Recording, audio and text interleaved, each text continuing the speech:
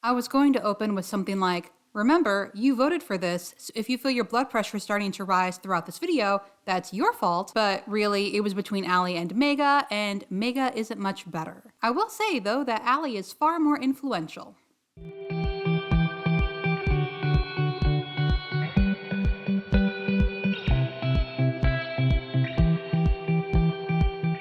Hi, and welcome to, or back to, my channel. I'm Kit, and as you probably guessed, today we're discussing Allie Beth Stuckey and her agenda. For those lucky enough not to know, Allie, formerly known as the Conservative Millennial, is an American conservative commentator. She started her career as a publicist and social media strategist, and in 2017, she joined The Blaze and began appearing on Fox News. She was mostly unnoticed until, in July 2018, Stuckey released a video that depicted a satirical interview with Alexandria Ocasio-Cortez in which the politician appeared to give bizarre answers to the questions she was asked by Stuckey. The video went viral, with many people labeling the video as a hoax. And that pretty much brings us to where we are today. Currently, Allie hosts a podcast called Relatable through Blaze Media, does a lot of speaking engagements, and published her first book in 2020, You're Not Enough, and That's Okay, Escaping the Toxic Culture of Self-Love. Per her website, Allie is passionate about helping women build their worldview upon the truth of God's Word. Allie is also married with 2 children, and yes, I did forget that I should probably talk about who she is before diving right in when scripting this video. For this video, I scrolled pretty far through Allie's Twitter and Instagram, and whilst doing so, I noticed something. But first, why don't we let her tell us a bit about herself? I will never, ever compromise on the definition of marriage. That is an unpopular stance, even on the right. We've got members of Congress redefining the millennia-old definition of marriage between a man and a woman, but Congress doesn't have the power to do it because God created marriage, not the government. It is pre-civilizational. It's based on the biological complementarianism of a man and a woman. It is the only child-producing institution that exists and is the best child-protecting entity that exists, and therefore, a country will never survive and certainly not thrive without it. There will be plenty of people here, plenty of people in general who agree with me, who will say that conservatism is simply live and let live, that it's low taxes, that it's anti-wokeness. I respect these people a lot, but I disagree. That kind of movement may be successful in temporarily pushing back against some forms of modern absurdity, but it has no power to build anything good.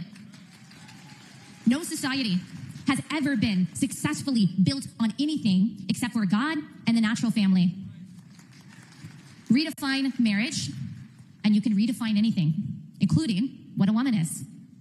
So I don't care where the movement goes, where the political parties go. I will continue to be a threat to what I see as our country's moral decay. I will continue to be a threat to confusion, to chaos, to degeneracy, to the exploitation of children, to tyrannical regimes, to corruption. I will continue to say and do what God calls me to, and I'm confident that you will too. Abraham Lincoln said this: "My concern is not whether God is on our side. My greatest concern is to be on God's side, for God is always right." God is always right. Therefore, the wisest and most effective thing that you can do in the fight for our country is to be on God's side and to be a threat to evil. So there you have it. If you go outside Allie's predetermined norm in any way, if you're not Christian, not cisgendered, not straight, you are not merely different, you are evil and you are a threat that must be destroyed. And I don't think she exaggerates for effect. I think she truly does believe that way. And she is more than happy to spread her, I was going to say bigotry, but this feels like it goes beyond bigotry. It has a life of its own, and she's trying to build it to be bigger than her, which is frightening, and it also makes me angry. Allie is not very subtle. She's not like Mrs. Midwest, who makes sure to have some form of plausible deniability, however thin it might be. On one hand, that makes my job easier, because theoretically, it shouldn't take much to connect the dots and explain what she's doing, though there are those who will say, well, yes, but she has a point. And on the other hand, well, she's not very subtle, and she has over 400,000 followers on Twitter and Instagram and over 200,000 on YouTube. I'm sure a fair few hate follow her, but for how outright hateful she is, her reach is terrifyingly wide. And for an account her size, her posts, video and text, don't seem to get much, if any, pushback. Though hate movements are predominantly fronted by men and do tend to follow strict gender roles, they do realize the importance of recruiting women to the cause. Not just to have babies for the movement, but also to lend it an air of, it can't be that bad because there's women involved. It can't be violent, otherwise women wouldn't be part of it. Even now, the patriarchal belief that women are gentle and nurturing and warm predominates. Sometimes even subconsciously. And I think that is why Allie largely flies under the radar. She's a woman, therefore whatever she's saying or promoting can't be that bad. Now, I'm not saying Allie is part of any group, but she is very upfront with her beliefs. She might not outright state, for example, trans women are dangerous, but it is plain to see from the cadence of her posts that she believes anyone who is in the LGBTQ+ community are evil degenerates, and she absolutely hates the notion that white people have any sort of advantage in the world. This is not Allie specific, and she didn't invent it, but an interesting right-wing tactic I've noticed is to say something no one can argue with, like children shouldn't be mutilated, note how it's phrased in the most graphic way possible, designed for an of course reaction, and derail the conversation from there. Suddenly, everything we talk about is children being trans. Never mind the fact that that is not how transitioning works. You don't go from I think I might be trans to surgery, especially not at 10 years old, and we stop talking about the adults who are affected by the laws meant to protect children, not to mention the harm it does to families. They fearmonger about how more people are part of the LGBTQ+ community than in times past, whilst either overlooking or ignoring, my money is on the latter, that in the past, if you identified as anything besides cis and straight, you would be ostracized, institutionalized, or killed. So yes, it's no great surprise that more people are coming out today. But not to these people. It's brainwashing. The gays are coming for the children, they're transing them in schools. And from there we get to grooming. Simply being gay or trans and existing near children is the new grooming. This hurts children who are actually being groomed, but in their blind rage against people who dare step outside their box, they don't care. And it's sad because having gay and trans folk existing around children is what helps children not to grow up to be bigots themselves. The realization that just because someone is different from you doesn't make them bad is an important one, which I think is why this is the new craze. If children know different types of people, they'll learn to see those people as human and be less likely to support laws restricting or criminalizing those people. However, in the 21st century, you can't simply say, I don't want that person near my child because they're gay. So instead, they declare anyone outside the norm a groomer because they want children to not grow up being accepting of others. And in an ironic twist, if we're using this definition of groomer, Allie is one herself. Scrolling through her posts, you can see her painstaking attempts to drive home a specific message. Groom her viewers into a specific way of thinking, you could say. Trans woman did something wrong or illegal? She posts or retweets about it. Gay person does something she finds morally reprehensible, like surrogacy? She posts or retweets about it. Person of color commits a crime? She posts or retweets about it. And not only that, but she frames it in a way that is taking something from her viewers. Trans women are dangerous, and society is sacrificing the safety of cis women to pander to them. Gay people can, and should, want normal family things like children, but it is wrong and harmful to the children to have them be raised by two men or two women, and it is harming the child and cheating the surrogate or donor by taking their child away. White supremacy can't exist because people of color commit crime. And so on it goes, lulling her followers into a false sense of, I can trust what Allie posts, no need to fact check, which really is what right-wingers bank on, because if you do fact check them, chances are high they've greatly exaggerated, if not outright misrepresented, the story to make it what they need it to be to make their point. It's also notable that she only reposts news from right-wing sites, and she has two particular favorites. Redux, which claims its intentions are to be a truly pro-woman, pro-child safeguarding platform that could provide high-quality news and opinion on the stories the mainstream media ignores. And their way of being pro-woman is to post stories about trans women. And if you can't verify the story, well, that's just because the mainstream media is ignoring it because it doesn't want you to think trans women are dangerous. However, Redux is here to give you the exact opposite impression. I'm particularly struck by their claim that the Redux staff shares a passion for finding the facts on the issues that impact women and children. And every single thing on their website involves trans people. Is there really nothing else they could think of that impacts women and children? Nothing else that women find important? Nothing at all? And her other favorite, the post-millennial, which strives to deliver the news to you as it unfolds, ensuring that you never fall behind on the current or trending news, which I think might be one of the problems of this day and age. But I would also like to note the About page goes on to state, with a particular verve for equality in thought, the post-millennial provides various reports on today's issues such as Canadian politics, business, local provincial news, analysis coverage, and opinion pieces. Which makes sense, since it's a Canadian paper and located in Canada. However, it wasn't until I was halfway down the third page that I finally found some Canadian news. Everything until that point was American with some international thrown in. I guess there's not that much going on in Canada. Actually, yeah, because when I finally found some Canadian news on the Canadian news site, it was about the trans teacher who wore the Z-cup breast to school. Is this even real? I have no idea. Naturally, only right-wing sites are reporting on it, which is part of the point. This is supposed to be something mainstream news doesn't report on because they want to hide how harmful trans women truly are. And to be honest, I did do a search to see if I could figure out what was going on here, but it's a muddle of information. Some say this person is trying to get fired so they can sue the school. Others say they're trolling. And of course, right-wingers' contribution is something akin to, suspicious they only wear the breasts when teaching. which is supposed to allude, yet again, to the idea that trans women are only trans because they want easier access to women and children. Basically, if someone is a trans woman, it's because she wants to do women and or children harm, which is ridiculous. I'm sorry to say that humans commit crimes against each other every day, and we never seem to stop coming up with new and horrifying ways to torment each other. But it is not that a trans woman committed a crime. It's someone who happens to be trans. They did not do whatever crime because they are trans. Trans women are Allie's favorite topic. I would say her second favorite topic is, I was trying to decide, but it's a toss-up between white supremacy doesn't exist and the left is insane. Also, I'm going to sidebar for a moment because Allie just posted this and it's baffling. So Allie retweeted this post asking for donations to help a college student in South Africa finish her schooling and also keep her child. This makes sense because Allie is loudly pro-birth, but she is very America first and she is against student loan forgiveness. How do you reconcile your Christian faith with your American nationalism? LOL. Nationalism, putting your country first, is righteous, good, just leadership. Nations are like families. You put the needs of your kids first, not because you hate your neighbors, but because you love your kids first and foremost, and because God made you their steward and caretaker. A father who starves his children to feed other people's children is being irresponsible, not loving. The only country that gets criticized for putting their interests first is America. No one would fault Zimbabwe for saying, "We love our country and our people the most, and we will prioritize our needs over those of Scotland's." You have likely just been inundated with anti-Western gobbledygook. There is absolutely no biblical basis for the cruel disaster that is globalism. America last is wicked policy. What are your thoughts on student loan cancellation? Dumb. There's no reason taxpayers should be on the hook for other people's debt, which they chose to take on.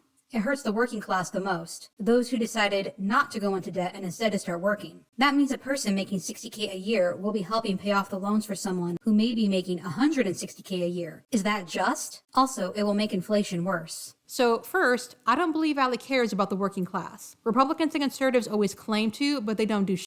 And second, you are not individually repaying someone's loan, and taxes are not going up to fund this. And third, has Allie considered the people who are putting off starting a family because of their loans? I bet most of them thought, like the student in Allie's post, that going to college was the way to a successful future. Or does she think the people getting this debt forgiveness are just spoiled, irresponsible 20-somethings who are going to blow the money they don't have to repay on avocado toast? But seriously, I need to know. Allie is all about America first. America does something to help its citizens, and she's against it. However, she will retweet a post seeking assistance for a non-American student. Is it because a potential abortion was involved? Is it because retweets cost her nothing? Is it okay because it's not a government giving money? I'm baffled. Someone please make it make sense. Okay, let's get back to how much Allie hates leftists. So my first thought upon looking at this tweet, a national divorce isn't probable because leftism can't live and let live. In the same way, the metastatic cancer doesn't infect one part of the body without conquering another. It's imperialistic and totalitarian by nature. It will never allow a diplomatic divorce. Ever. I don't know that it's helpful to even discuss because it's just not going to happen. And do you want a war? I don't. What the hell? Why do you think leftists would want to be stuck in a country that wants to restrict their rights? What is the benefit in that? Also, didn't Allie herself reject the conservative party of live and let live because she wants to build something she thinks is better? A student at an event tonight asked me if I think conservatives should be content with building competing companies and institutions with our values. I said no. I want to build our own and then take theirs. I want us to take over and dominate every single thing the left has ruined. Allie herself doesn't believe in live and let live. And then I remembered, this is not for me. This is for her audience. And if you've ever noticed that there seem to be air quotes around the word leftist when I speak, it's because when people like Allie or Classically Abby or Ben Shapiro talk about leftists, they don't really know what leftism is. And they don't care. It's just a scare word that they use to fearmonger about things they don't understand. And thus, leftist just means whatever they need it to mean in that moment. Like in this moment, Allie needs it to mean imperialistic and totalitarian. If you remember the clip from earlier, Allie says she's going to be a threat to evil. The evil she refers to is everything not, in her mind, biblical. The LGBTQ plus community, abortion, any religion besides Christianity, anything going outside gender norms, those are things she deems against God and thus an evil that must be destroyed. Everyone must conform to her version of Christianity, and her audience agrees. Everything deemed not normal is suspect. And there is a certain irony in her claiming it's the left that doesn't want to live and let live. In reality, a place where Allie refuses to live, it's the right that refuses to let people just live their lives in peace and insists on continually attacking human rights. Just let people be. And there isn't even a, and they'll let you be, because no one is doubting Allie's rights. No one is saying it should be illegal to go to church. No one is questioning the validity of her marriage. No one is saying she shouldn't have children. No one is saying she shouldn't be wearing pants or having a career. It's not the left that has a problem with people living their lives or that invents rules as to how to correctly live. There is no leftist God that must be pleased lest you be sent to hell. However, her followers are eager to believe that the left is indeed evil and totalitarian against everything in the world that is good and pure, and so they eat this rubbish up. And I can kind of understand it, though that doesn't excuse it. As I've mentioned before, I'm from a rural area. Things change slowly there, except now there's the internet, so a lot of folks are seeing a lot of things that they've never seen in real life. And if you've never met, say, a gay man or a trans woman, all you have to go off of is things you see online. That's not to say that the majority of Allie's watchers are country folk or just miseducated. I would be willing to bet a lot of them are just hateful bigots, but as I said before, though it can be understood, that doesn't excuse it. It is everyone's responsibility to research what they see online, and anything sensationalized should definitely be questioned. Tabloids alone should have taught us that decades ago. That being said, everything she posts is for a purpose. Allie retweeted a post about a teacher being let go following an investigation regarding the sending of sexually charged texts to a student. I read the article and I have a question. Why did the article feel the need to add that he's an LGBTQ plus advocate? Porn, even under the guise of LGBTQ inclusion, shouldn't be in schools. The state should ban them. Not remotely controversial, and only a child would think otherwise. No one is showing porn in schools for any reason, let alone for LGBTQ inclusion. A gay couple posted a tweet at the airport taking their child, born via surrogate, home and called the baby our most beautiful hand luggage. Allie retweeted a lot of reactions to this family, but this one simply says hand luggage, which they don't literally see their baby as luggage. It's just a cute thing they said because they're at the airport. Progressivism destroys, always and everywhere. Destruction is its nature. Truth, the family, order, and beauty. It replaces everything good with something grotesque. Because, obviously, the moment even a vaguely progressive thought enters your head, you shave off your hair and have a mastectomy. So, to be clear, harming children is wrong. But the purpose of Allie's post is to show that members of the LGBTQ are perverse pedophiles. And no, gay men are not more likely to molest children, and no, having same-sex parents does not harm a child. And then there's her post about crime.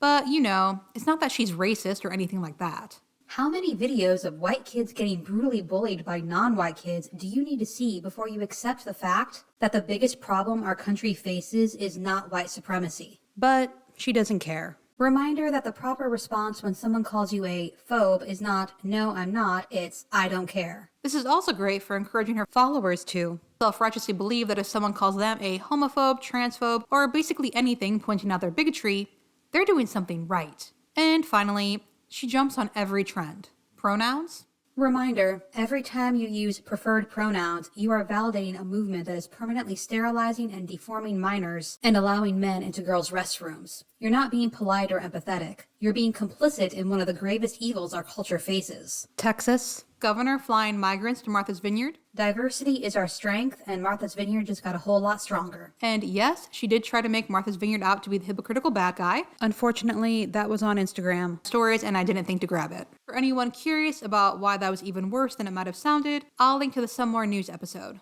Hilariously, she also seems to think that she's being censored on Twitter. Has the censorship on this site gotten better? I'm honestly not sure. Even though Twitter has admitted that the algorithm is biased toward right-wing content, and they've also bent the rules for right-wing users. And of course, gas stoves. Reposting libs of TikTok because, of course.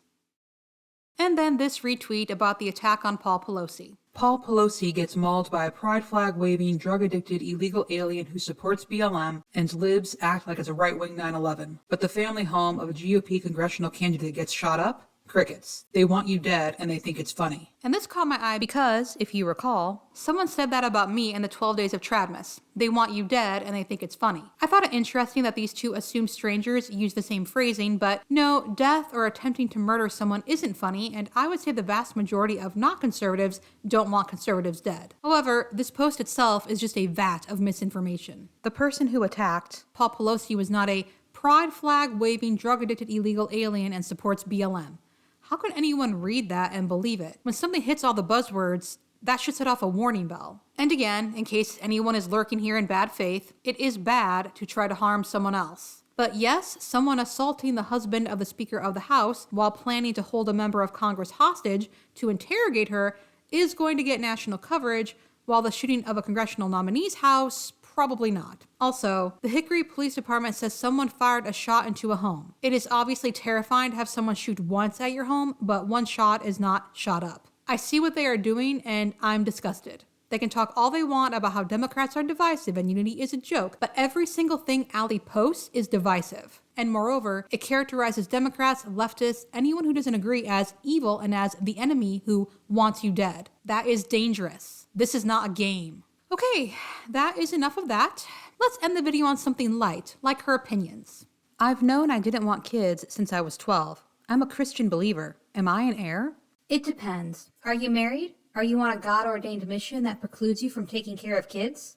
C.S. Lewis didn't have children and also said he didn't enjoy spending time with them, but also said he knew that this was a bad character trait. See Abolition of Man. Thoughts on Christians attending pride parades? There is no good reason for a Christian to do this unless they're there to preach the gospel. Should we wait until it comes up with little kids or explain homosexuality to them right away? Start by explaining to them what is right, true, and biblical. Lay that foundation. You don't need to say what we should not do or believe at first. But I would measure their maturity and try to be the first person to teach them about anything to do with sex, gender, morality, etc.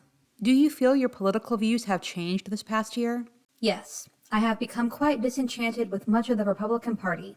I've become more conservative on things like immigration, abortion, and social issues. More anti-interventionist on foreign policy and more willing to criticize some of America's interventionism around the world. More open to Republicans really pushing back, like DeSantis, against leftism. Less tolerant of false left-wing narratives about race and social justice. What is your view of a woman being a head pastor of a Methodist church? Head pastor is not a biblical role for a woman. I promise that if the church is compromising there, they will be compromising elsewhere. First, 3 things you do if you were president. Abolish Planned Parenthood, revoke George Soros' citizenship and bar him from influencing any U.S. election ever, sentence people who take their shoes off on airplanes to 656 years in prison. A lot of you have asked me what I think about this guy running for president. Not sure. He is anti-affirmative action and DEI and for abolishing the education department, against climate ideology. I agree with him on these things. But where does he stand on gender, abortion, foreign policy? I don't want someone who is just anti-woke. I want someone who understands what is good, right, and true and seeks to build it. And maybe that's him. We shall see. Is there a non-religious argument in terms of wanting to overturn Obergefell? The argument over gay marriage may be largely, but not exclusively, religious, but the argument over Obergefell is not. The argument people have against Obergefell is that SCOTUS did not have the authority to invent that right. It should have gone through a democratic process in each state, very similar to the Roe argument. Libs say they want democracy, but they really don't like the democratic process if it means they don't get their way. What is the non-religious argument against gay marriage? Why would people in certain states have more rights than people in other states? How would that work if they traveled throughout the US and ended up in a state that didn't recognize their marriage? Imagine having your neighbors vote on whether or not you can marry. I don't think Allie would like that. But of course, her marriage is moral and good, and same-sex marriage is degenerate. Yes, sometimes Allie posts stories that are both true and important, but that doesn't negate the harm she's doing. The bulk of her posts aren't there to spread awareness or inform. They're there to convince her followers that they, straight, cis, white, normal Americans, are being attacked. There's some quote, something about how the scariest people are those who think they're right with God or doing God's will or something along those lines. And I think that sums Allie up perfectly. She is not going to be moved from her beliefs because she thinks she's on God's side. And I think she does enjoy feeling superior to those she thinks aren't living a God-approved lifestyle, which actually isn't really Christian of her, but here we are. There is so much here, I don't understand how anyone can view her page without constantly fact-checking everything. Though I guess that would be time-consuming. I know Funny Fridays is planning on doing an Allie Beth Stuckey video sometime this year, and I am Definitely looking forward to that. She has been flying under the radar for years, and honestly, she scares me. And that's it for this video. If you made it this far, thank you so much for watching. I would like to give extra thanks to my patrons, and if you would like to help support the channel, my Patreon is linked below along with my socials. Liking, commenting, sharing, and subscribing are also great ways to show your support if you would like to. Have a great day, night, whenever you happen to be watching this, and fade to cats.